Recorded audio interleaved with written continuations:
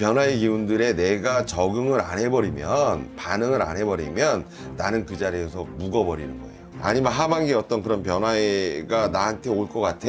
그러면 조금 한두 번 잘 알아보셔서 변화를 해라. 내가 이쪽 거 조금 줄이고 이쪽에 좀 무리를 해볼까? 해라. 그게 더 결과적으로 좋을 거다. 네, 안녕하세요. 네, 안녕하세요. 오늘은 을사년 이제 호랑이띠 범띠분들의 하반기 운세 알아볼 건데요. 네. 알아보기 앞서서 이 범띠분들, 범띠분들만이 가지고 있는 좀 성격이라든지 성향 같은 거 먼저 알아볼 수 있을까요? 이 호랑이띠들은 네. 진짜 호랑이인 줄 알아요. 좀 차갑나요? 차가운 거보다 네네. 차갑다라는 건 아니고요. 네네. 이 양면을 좀 갖고 있다. 양면. 그러면 그 양면이 어떤 거냐면 조금 음흉할 때는 음흉해. 네. 근데 대범할 때는 대범해. 예. 그래서 진짜 이 고양이들의 습성.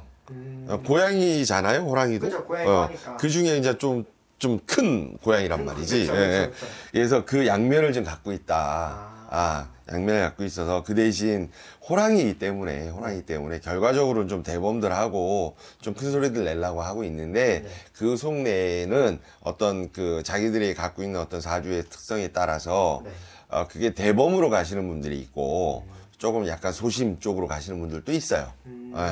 호랑이들은. 이 범띠분들이 그럼 상반기에 좀 이러한 성격 때문에 힘든 일이 있었을 수도 있을까요? 호랑이들은 작년 올해 가면서 어떤 변화가 되게 많았을 겁니다. 지금도 변화를 겪고 계실 거고, 아니면 내가 이걸 변화를 해야 될까 말아야 될까 되게 고민을 하시는 분들이 되게 많을 거예요. 근데 이분들이 갖고 있는 그 성향이 아까 말씀드린 대로 소심과 대범을 양쪽에서 갖고 있다 보니까 두들기기 시작하면 계속 두들기기만 해.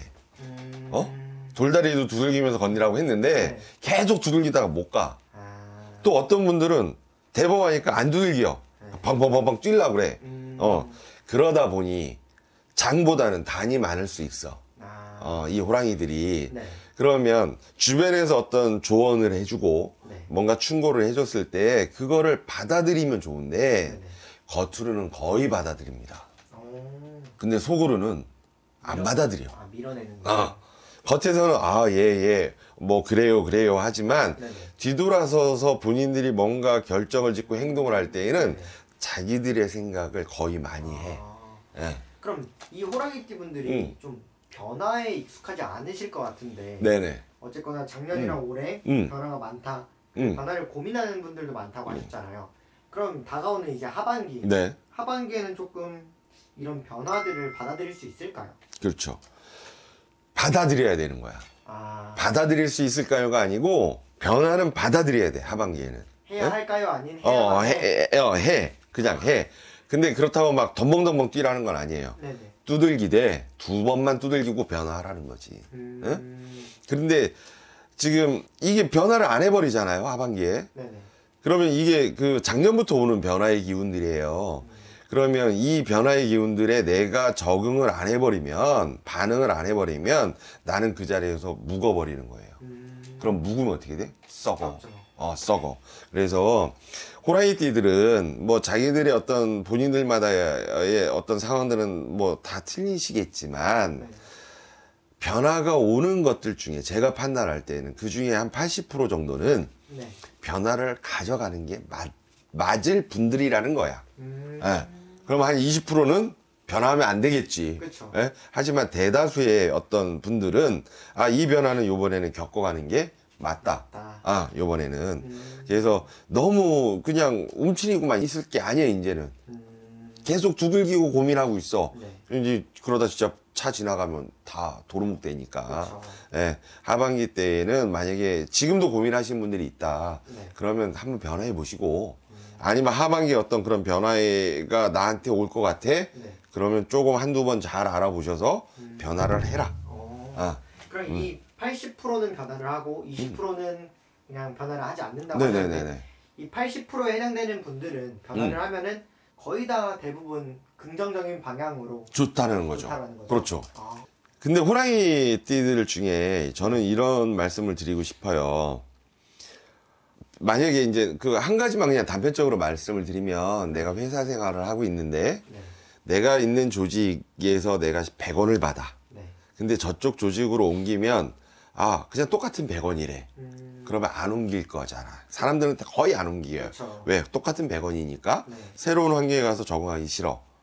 하지만 호랑이들은 네. A라는 조직이 100원이야. 네. 그러면 B라는 조직에서 100원을 준다 하더라도 네. 제가 볼 때 이 B라는 조직은 A보다 큰 데에서 오라고 할 거라는 거지. 아, 좀 더 대기업? 그럼 돈은 똑같더라도 네. 조직의 규모는 더 클 거라는 거죠. 아. 그럼 거기로 이동을 하셔서 거기에서 100원을 120원 되고 200원 되면 되는 거거든. 그렇죠.